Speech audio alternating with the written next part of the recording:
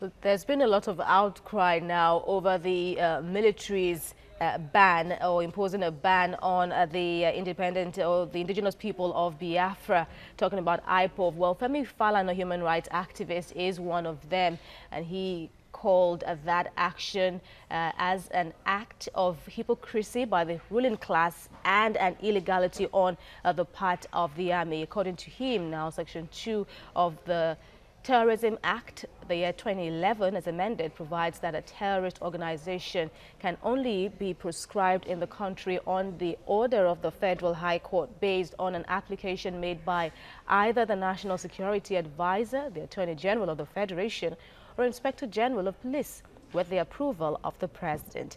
Well, let's talk about all of that now as we bring via Skype lawyer Santoma Joel. He joins us from London. Many thanks for joining us on the news this hour.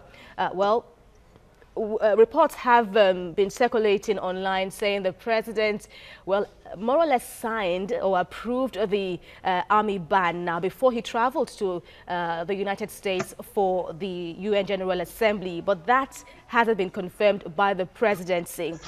What do you think about the legality of the Army's action? Some have said the Army is an arm of the executive and so should have taken that decision.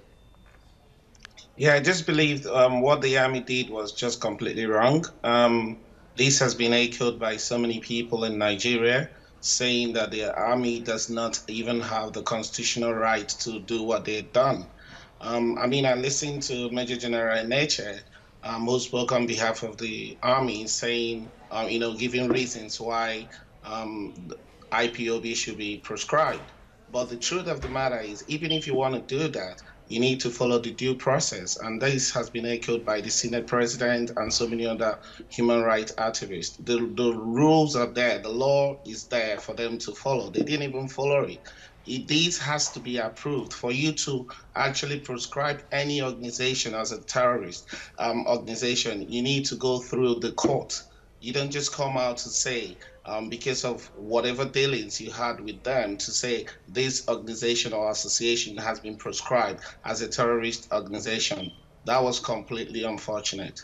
So, seeing as you join others in saying it's been an illegal act by the Army now, what can be done? Can it be contested? Well, the presidency hasn't even confirmed that the president signed an order to that effect. I believe many people are waiting to hear a confirmation from the president. But the executive, they know what to do. I mean, Abubakar Malawi can make an application in order to put that into process and actually get it approved if they really want to proscribe IPOB. At the moment, we don't agree that what they have done is correct, and nobody has confirmed from the presidency that this organization has been proscribed. All right, Many do not actually. Yeah, apologies, Joel. It seems to be an action that the federal government is pondering upon now. But legally speaking now, or if one looks at the facts on the ground now, is this a step the federal government should take now? Should the federal government veto the action of the Army now? Should the government approve the ban, the proscription of the IPOB, or then should they toe other means? What do you think? Well, they can't even approve it because what the military had done already is completely wrong and unconstitutional. So no one is going to veto what is not existing at all. So what the presidency should do is, if they want to go through the process, they have to follow the law. They have to follow the process of making it prescribed. I mean, the Terrorism Act of 2013, as amended, is there. And if they want to do it, they follow it. So if the military did not go through that process, you can't see you can't say what they had done was correct. And if it's not correct, there's no need for veto there. So from where I'm sitting, what they had done was unconstitutional and cannot hold. They can't even communicate such information to the United Nations and then prescribe IPOB as a terrorist organization when the due process of law or in law has not been taken. So I don't see any veto there for something that I don't think is correct.